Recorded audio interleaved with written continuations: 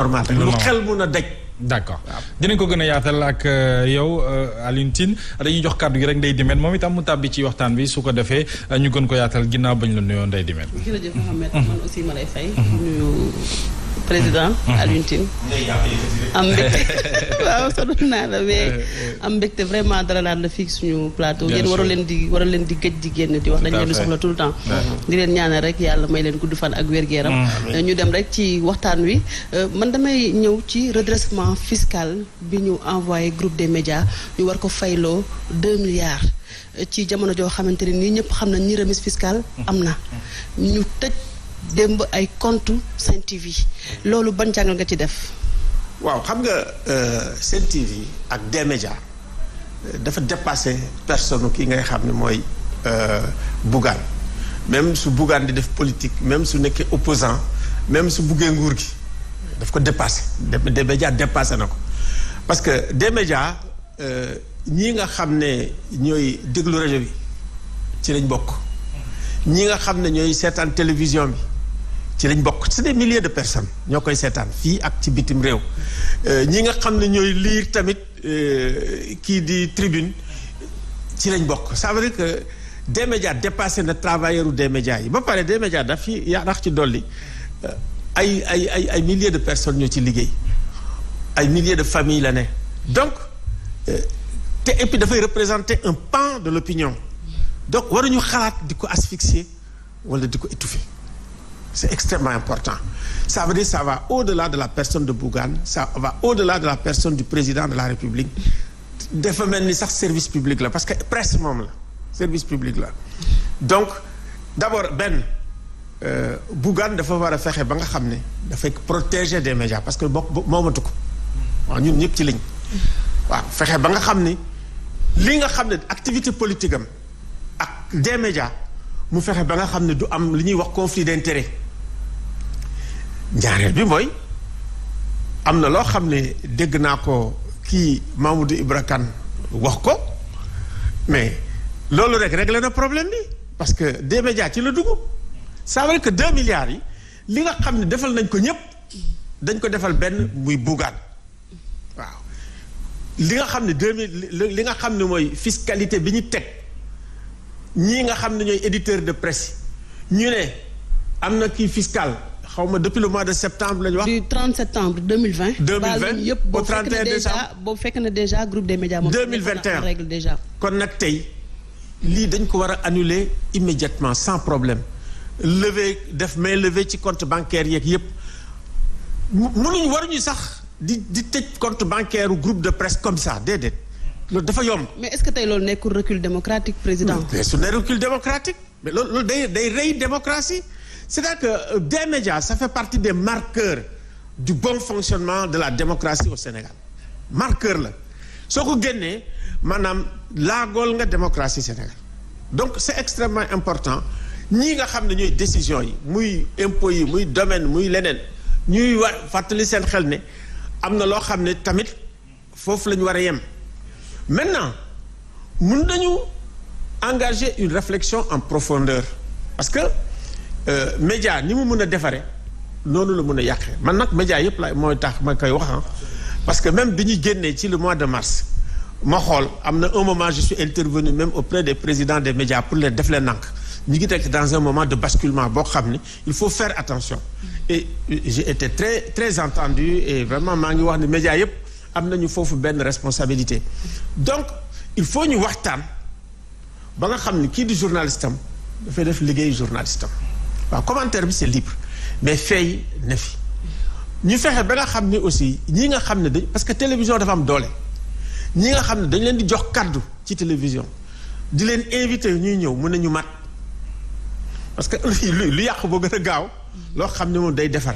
mais kooku globalement la dafa war a nekk une réflexion collective boo xam ne je pense que ñi nga xam ne ñoo nekk ci médias yi mun nañ ko xool ñi nga xam ne aussi. mais xam nga li ñuy wax doguma la foofu président bu fekkente ni noonu la demee est-ce que kon gisoon ñu jaar beneen yoon bu dul di ko fayantoo ci beneen côté. man yoon bi ma gis tey mooy yoon bi nga xam ne li nga xam ne daal mooy li nga xam ne Mamadou Ibra Kane wax nag te du may représenter éditeurs yi te quand même par parole am c'est une parole autorisée parole am daf ko teg ci yoon tegu ko feneen d'abord boobu réglé na problème bi ci sama gis-gis par rapport ak autorités yi. bu fekkee ne autorités yi amul discrimination boo xam ne dañ koy def warul affaire des médias bi immédiatement la ñu war a def mainlevée bi immédiatement aussi la ñu war a annuler li nga xam ne mooy 2 milliards yu ñu koy def kooku moom bu fekkee ne yoon la dañ na ci sama gis-gis. bu fekkee ne yoon la te ñu defal ko ñëpp y a pas de raison muy am discrimination. mun def ni arme politique xam naa dimet foofu la gën a bëgg a ñëwee arme politique bu nga xam ne adversaire politique boo bëgg a rëq ndigam jaaree ko ci administration bi nga xam ne ci nga bokk ci laa bokk ndey dimet ci la bokk sénégalais yi dañ ciy gis seen bopp sànq wax nga ko mais da nga ko cof rek est-ce que ñi nga xam ne ñooy nekk ci biir administration Sénégal nga xam ne ñëpp a ko bokk bu ñu faree ñu bañ di ko xëy na jëlee di ko def ab arme di ko dóor ci xëy na ki nga xam ne seen adversaire ci li ma gis ñuy wax état partisan bi ñuy def état partisan ak li ñu amoon parti unique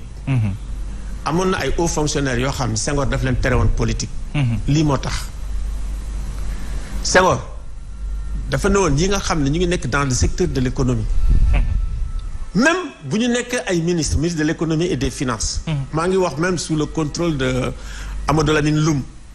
Diouf y compris Diouf ñoom dañuy am luy administration parce que loolu mooy état yéen bu leen def politique parce que li ngeen am di régler problème mu économie ak finance su réew mi mat na leen bu bëgg bu sóor comme ni ko sénégalais yi di waxee mais tey mais mënuma comprendre nga nekk directeur général des impôts et des domaines ngay dem naan da ngay def politique c'est pas possible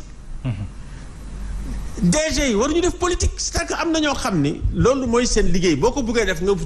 sumi sa mbubbu DG nga dem def politique kenn terewu la ko mais boo ko defee état bi ci boppam ngay menacer gis nga état partisan état yi daanu yëpp état partisan moo ko andi boo gisee coup d'état kii bi am fii nu mu tuddati Guinée Conakry état partisan la maa ngi nii man lañ fal maa moom réew mi lu ma neex laay def ku ànd ak man bu la neexee sàccal bu la neexee lu la neex nga def bu la neexee nga dóore kenn du la wax dara mais koo xam ne àndul ak man xaalis sax boo ko amee ñu nangu ko sa loxo d'accord fi ma doon ñëwee yow sànq mooy instrumentalisation de l'administration politique tey fan la mën a yóbbu réew mi yow su ma la ko laajee c'est en tant qu'observateur parce que def nga pratiquement le monde di intervenir ci ay crises yu bëree bëri mooy li ma la wax rek c'est que justice indépendante ak procès équitable mooy état de droit su fekkee ne yow perception laa la wax de waxuma la sax réalité mais la perception que ñun amuñu justice équitable et que suñu justice dafa partisane surtout sur les questions politiques dafa am te boo demee ci yeneen yi tamit noonu la mel xoolal élection yi am yàggul Mali élection législative yi mais dafa màbbal li nga xam ne mooy seen cour constitutionnelle complètement ndax deful li nga xam ne rek fa la yoon nekk léegi li ñu jëkk a def ko waa Guinée yi mooy ni cour constitutionnelle ak yooyu yëpp amatul parce que au lieu que ñu yoonaluñu donc ñun yàlla may nañu chance encore ñu ngi ci kii bi il faut que ñu dépolitiser état bi c'est vrai que état c'est une institution politique par excellence mais une institution politique non partisane non partisane yow sénégalais la xamoon APR la bokk ak Ligue démocratique ak feneen sa problème du sa problème justice tam noonu la mais nag ni suñu justice bi tëddee tey mooy ni mu tëddee woon temps Senghor bu fekkee ne am nañu institution boo xam ne moo bougé wul mooy institution judiciaire te sax du temps de Senghor amoon na assez de subtilité ba nga xam ne léeg-léeg sax dina bàyyi justice bi def liggéeyam te da doon déggu bu baax kii nga xam ne moo doon Kéba Mbaye. d'accord scandale yi ñu gis fan yi nga xam ne laal na ci passeport diplomatique yi mu laal ay député laal Y'en a marre ñu ngi koy wax sànq alors bu ñu gisee traitement wu ñaari dossiers yooyu est-ce que mënu renvoyer ci li ñuy wax mooy justice à deux vitesses parce que jusqu'à présent am na ay députés yu bokk ci assemblée nationale yu wax ni jusqu'à présent saisir guñu leen ci mbiru ñaari députés yooyu tax ci alors que bu Y'en a marre ñoom ñu ngi déjà ci kaso bi. waaw député yi am nañu benn avantage mooy comme c'est des représentants du peuple dañuy am li ñuy wax seen immunité parlementaire waaw kaaraange googu di leen protéger normalement loolu war na tax ba nga xam ne ñoom bu fekkee ne dañu leen jiiñ jëyee ju mel nii ñoom ñoo war a am seen fulla am seen fayda am seen ngor parce que léeg-léeg ngor la gore daal di ne man muuri naa suma làmbaay maa ngay dem taxaw ci justice noonu la ñuy dooleele justice noonu la ñuy dooleele état de droit noonu la ñuy dooleele état loolu la nga dem lu la ci fekk ñu xam ne gor nga parce que lii am na ay foo xam ne buñ fa tolloo même loi bi su la protéger yow yaay goreel sa goru bopp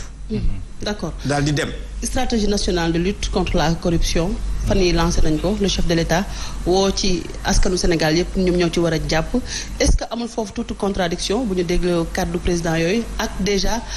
scandale yi ñuy tudd te président di wax ni def na ci ay dossiers est-ce que loolu aussi tamit mënuñu junj ni loolu xeeñ na corruption. xam nga corruption problème corruption bi ñu am OFNAC problème am yëpp mooy une justice indépendante. c'est-à-dire que tey il faut tënk bi nga xam ne moom la ñu tënk procureur. parce que procureur il faut ministre bi di ko jëlal mu jël procureur instruction c'est-à-dire que tënk boobu foog ñu dindi ko bu fekkee ne bëgg nañu léegi ñun parachever suñu démocratie il faut que tënk bi ñu tënk procureur ñu dindi ko su ko defee procureur mu am liberté s'il le faut sax bu ne dañuy dem fal procureur ñu fal ko bés bu ñu nee procureur am na obligation bu fekkee ne OFNAC jox na ko dossier mu traité ko mu jugé léegi ñu réglé lu bari ci corruption waaye sañ-sañ boobu procureur amu ko soxna si Seynabou Ndiaye Diakhaté daf ko ne mais yow jox naa la 17 dossiers xaw ma 20 dossiers traité ko mais mu ngi ci tëdd xanaa xam ndax gis ngeen kii wu Oja bi Oja boobu macha allah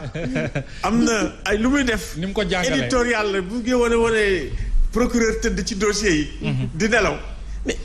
problème bi du je m'engage parce que moom la ñu indi ni je m'engage waaw damay lutter déedéet président dafa naan procureur yaa nga dafa naan soxna bu Njaay joxal procureur mu traité procureur traité mu ne yéen day ànd ak man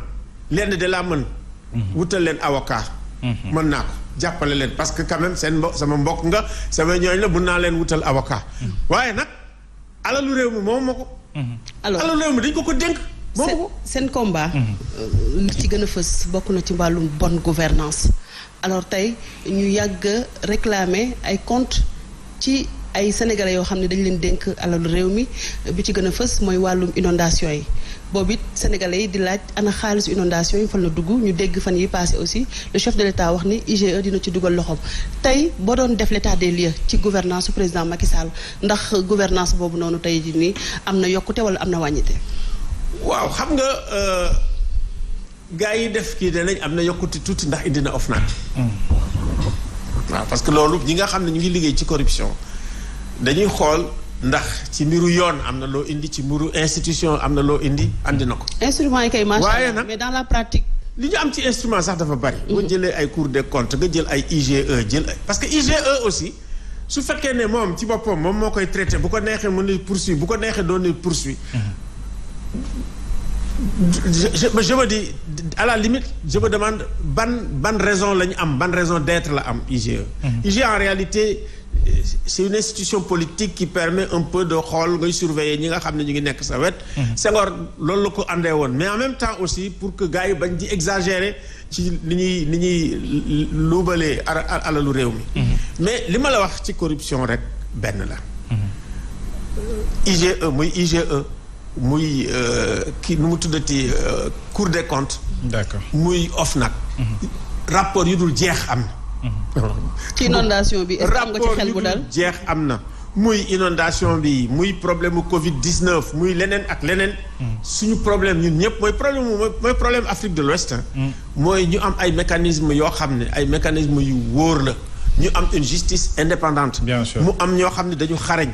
ñu am un procureur boo xam ne. bu fekkee ne ay problème de corruption la mun na war a nekk une priorité bu traité ko. quel que soit nag fu mu jógee. d'accord mu traité ko. parce que loolu mooy solution bi bien sûr mooy solution bi te loolu yëpp boo koy natt dafay jëm ci bonne gouvernance ni ko Ndeye Dimet waxee ak surtout wàllu démocratie laaj bu mujj bi jeexal nañu pratiquement naka ngay nattee Sénégal ci wàllu démocratie mi ngi ci yoon bi deltu na ginnaaw war na góorgóorlu.